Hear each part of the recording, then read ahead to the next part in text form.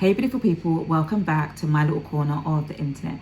My name is Babel, and on this platform I literally talk about everything from personal development, mindset shift, how to become your best self, faith, and everything in between.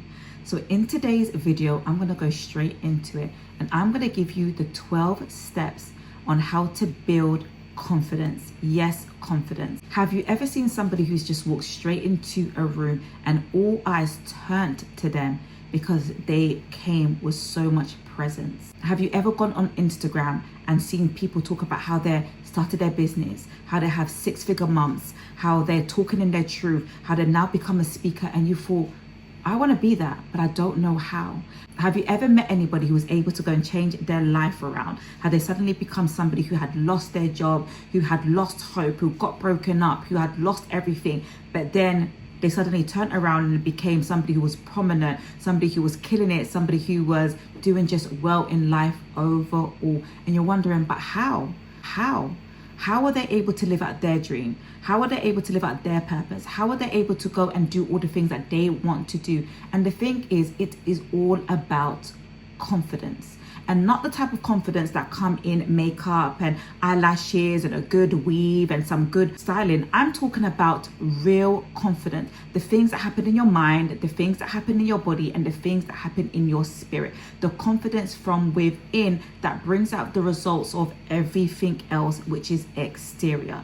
Because the truth of the matter is that confidence is something that can be built. It is something that can be built. The same way that you go into a gym and you start to do those reps. Maybe in the beginning you will feel weak. Maybe in the beginning you won't like it. Maybe in the beginning you will look stupid. Maybe in the beginning you don't know what you're like. You will look as if you don't know what you're doing. But over time, you start to realize that person that was overweight at the gym is now has lost 20 pounds, who's now lean, who has now muscles, who has a body to die for. And it is because that they put in the reps.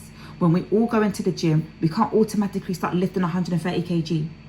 We have to start small. We have to start at 2.5, at 5 kg. It's all about humility. And over time, you start to build that strength in lifting up heavier things because you put that rep in. And that's exactly what confidence is like. So again, I'm going to give you the 12 steps that I've been doing to build confidence, and the 12 steps that you should implement if you want to actually do everything that you want to do in 2025. Because the truth of the matter is, I was one of those women that looked the part. I looked as if I was confident. I spoke as if I was confident. I dressed as if I was confident. I had the hairstyle like it was confident. But the truth of the matter is that I wasn't actually a confident person. I didn't have the inner confidence to go after my dreams.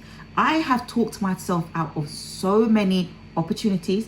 I've talked myself out of my dreams, my passions. I've told myself that maybe I was too old, or maybe I just wasn't good enough. There were other people. I compared myself to other people and said that, oh, they obviously are just better than me. I told myself that maybe I'm just here to help somebody else succeed, that maybe I was supposed to be on the background, and I just lived a life of comfortability. The funny thing about it is that I wasn't even comfortable. I was actually sad in being in a position and a situation in which I was in, but I did not have the confidence to go after the things that I wanted to go after. And it wasn't only big things. There were things like losing weight. There were things where actually being friends with certain people. Even if they approached me, I thought to myself, they're too good for me. I don't want to be friends with them. Or even relationships, and thought, gosh, like this guy is too good for me. I was a person that even if a job role came and they saw potential in me, I would look at them thinking, are you looking at the right person? I don't believe that I can do it. And that's because I did not build the confidence within to become all that I ought to be and could actually be. Completely doubted myself. So I'm going to give you the 12 steps that I've been using to build confidence slowly over time. But most importantly, the 12 steps that you will need to actually go after everything that you want to in this year. Because let's be truthful, who doesn't want to get paid more this year? Who doesn't want to have the love life that they want to? Who doesn't want to have the business or go after the passion or actually hang around with the people that they want to hang around with, or actually start off that hobby or lose weight? Who doesn't want that for themselves this year? But hopefully we're going to finally get it this year. So again, step number 1, start before you are ready. Now, for most of us, we are probably perfectionists. Some of us are actually avoidant perfectionists. Some of us are actually anxiously perfectionists.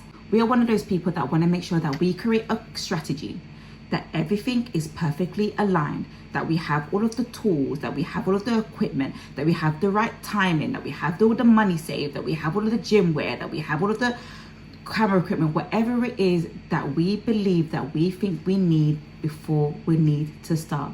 We want to make sure that we have the certainty that if we start something, we know we're going to succeed, that if we apply for this job, we're going to get the job. If we go to the gym, we're going to definitely lose the weight. We just want to make sure that we have all of our ducks in a row before we actually start.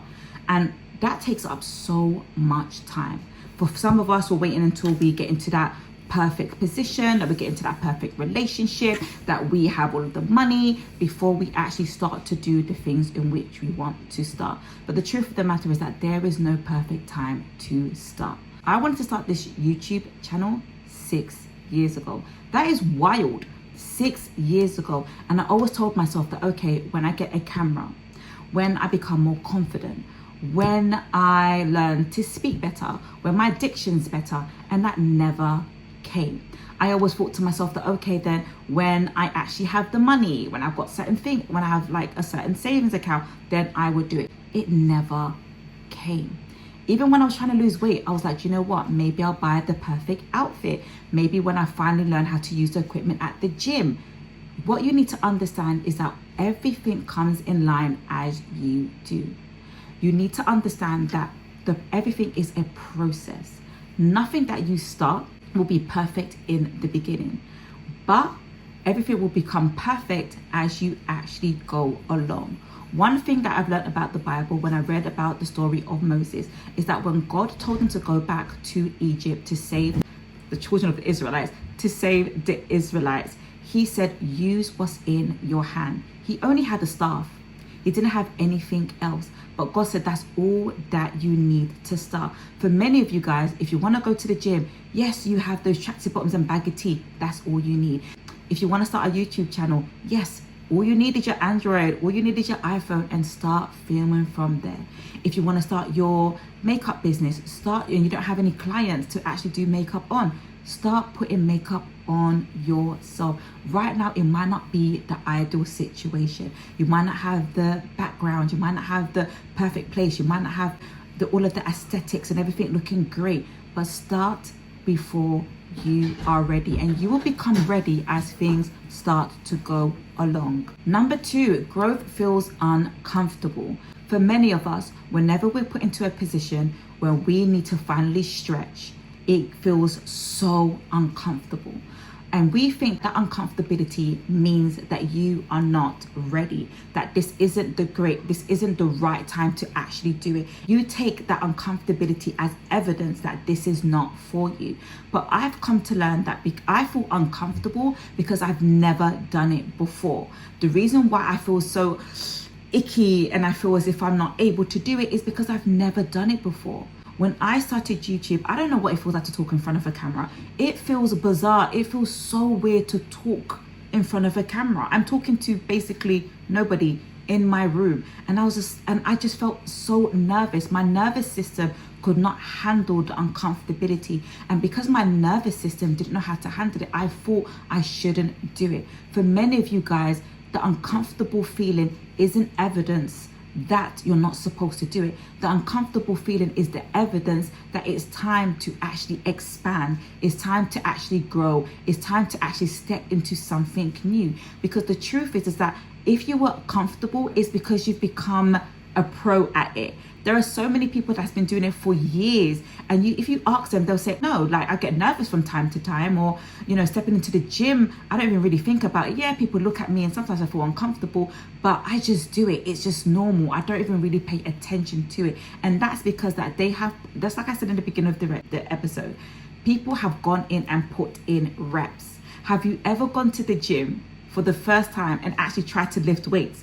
I'm telling you, you are going to feel sore for a whole week. You're not going to want to go again. But that's just because that your body is not used to picking up weights. Your body is not used to actually being stretched in that capacity. But when you do it over time, you're going to go to the gym and it's not going to feel like anything. You're not even going to sweat, for goodness sake. You're not even going to be out of breath. You can literally go to the gym and go about your day as normal. But in the beginning, you're going to need to have 3-4 days of rest. You're going to be so sore. But that's just because that you haven't done it before. So when you get that uncomfortable feeling, understand that is growth.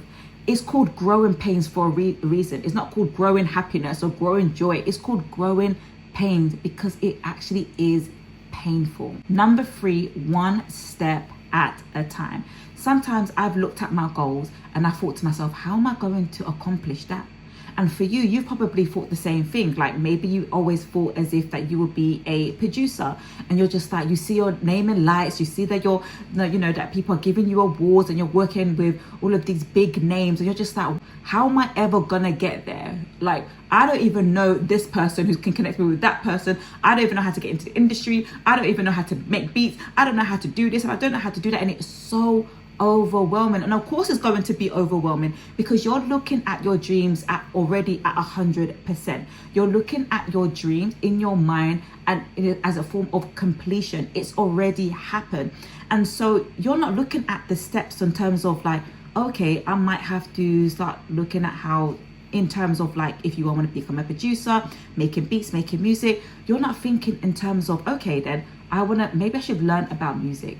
Maybe I should buy a beats machine. Maybe I should start to experiment and start to mix a little bit.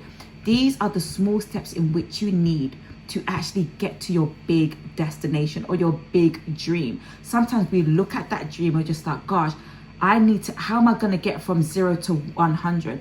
But it's not about getting from 0 to 100. If you're trying to lose weight, you're not going to think that, oh gosh, I'm going to be in Barbados with this 3-piece bathing suit with thongs. Do you get what I mean? And I'm going to look the part and I'm going to look amazing with a tight stomach. If you're somebody that needs to go and lose 30 kg, you're not going to do that. You're not all of a sudden going to think, I want to lose weight today, and then tomorrow you're going to drop those kgs. There are steps to that. There is, okay, I might have to look at what my sleeping habits are. I might have to look at what my eating habits are. Look at the food in which I eat. Look at the way that I shop. Look at the habits in which I have with maybe drinking or my snacks or my sugar intake. You look at all of these things. There's so many different steps before getting to the big picture. And we need to learn to actually break things down. When you're planning your dreams, break them down into what can I do today? What are the things in which I can do to actually get to the big goal? Because the truth of the matter is that people don't become successful because they've leaped from here to there. They became successful because they took one step after the other every single day. Number 4, drop the weight. Just like I had in my video previously, that how to let go of your past. You cannot fly if you are literally holding on to the past. The analogy that I gave in that video was that if you are holding with both of your hands onto a rope or just holding onto a ball, but somebody wants to give you a gift, you don't have any free hands. You don't have any hands available to actually receive a present that somebody else is giving you. You have to let go of what's here so you can grab onto what's there. Drop the dead weight. Understand that your past is your past. Yes, you made mistakes. Yes, you got things wrong. Yes, you was a bit silly. Yes, you was a bit naive. Yes, you made some bad decisions and bad calculations. But that is life. That's the knowledge that you had then, but you can acquire more skills now. Who you were before actually shapes you into who you're supposed to become now. If you're somebody who actually was a people pleaser, or maybe you got into a toxic relationship, or you made a bad decision with the people that you're supposed to hanged around with, those can be foundations on what to do next, and actually having better wisdom and knowledge to carry you through to the next season. Number 5, your impact is bigger than you know. Did you know that you were created for a reason? There is a reason why you were here. God didn't just bring you here because to fill up a space. You actually have an impact. Yes, you might not be Beyonce and have an impact on 5 million people.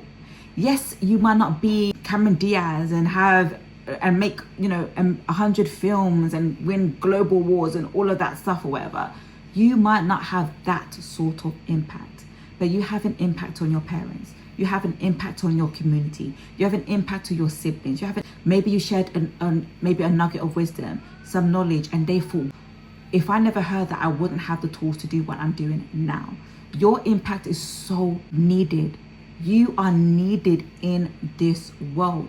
And if you actually understood how valuable you were, some of the things in which you want to do, some of the things that you want to step out and do, the passion projects, the business, the speaking engagement, if you knew how much people needed it, you will actually run to do what you need to do. You will leap, you will fly. If you understood that somebody's breakthrough was on the opposite end, was on the other end of your obedience, of your confidence, of your courage. So understand that when you get that inner critic and it tells you that you can't do that, nobody's going to listen, nobody wants you, you can't achieve that, understand that that's just there to stop you from being all that you need to be. You are so much more important than you actually know. Number 6, talk less and do more. I was a talker. Oh, I want to go to the gym. I want to start eating better. I want to sleep better. Every day talking, but I never ever did anything. I think that you're just like me. Do you ever feel as if like the more you tell somebody that you're going to do something, it actually feels as if you've done it? There is actually a scientific proof that actually shows that when you talk about all the things that you want to do, it gives you a dopamine boost. It gives you a dopamine hit that feels as if you actually have accomplished it. Our minds cannot tell whether we've actually done something and the feeling that we get when we talk about doing something. And so when you have that excitement of like, oh my gosh, like I'm going to start painting, I'm talking about myself, I'm going to start painting, I'm going to start my YouTube, I'm going to take driving lessons, I'm going to go and start that salsa class. Because of your excitement, because of how you feel energetically, your mind thinks that you have already accomplished, and it feels as if you've already done something, but you ain't done nothing. You haven't done anything. You actually haven't accomplished anything. I learned that as soon as I had an idea, I don't go around telling my friends. I don't go around telling my parents. I don't go around telling my family. I don't go around telling the people around me, my community. I don't have time for that. I just tell myself, you know what? When am I going to do this? And I do it, and I prove to myself that I can do it, because I don't want to lie to yourself. And that's the thing, that sometimes when we talk more than we do, we are actually lying to ourselves. We are mentally lying to ourselves that we have done it, and then we get excited because we've talked about it. But we just don't want to be talkers. We don't want to have idle chat. In the book of Solomon, it takes that idle chat leads to destruction. I hope I got that scripture right. But it says that idle chat leads to destruction. And it is the fact that when you just talk for the sake of doing, actually nothing actually happens. Nothing actually comes into fruition. So I had learned that when you actually want to do something, when you have an idea, don't go around talking to people, oh my gosh, I want to do something, I want to do that. Just make a plan to actually execute it. So do you know what? This video is going to be longer than I actually thought. In the beginning of the video, I thought that I was able to actually get this done in 20 minutes. That's a lie. So I'm going to split it into 2 videos, because then I want you guys to obviously retain the information. I want you guys to engage. And sometimes it doesn't really work out that way when a video is really lengthy. So catch me on part 2. And again, do not forget to subscribe, like, and share. See you in part 2. Bye guys.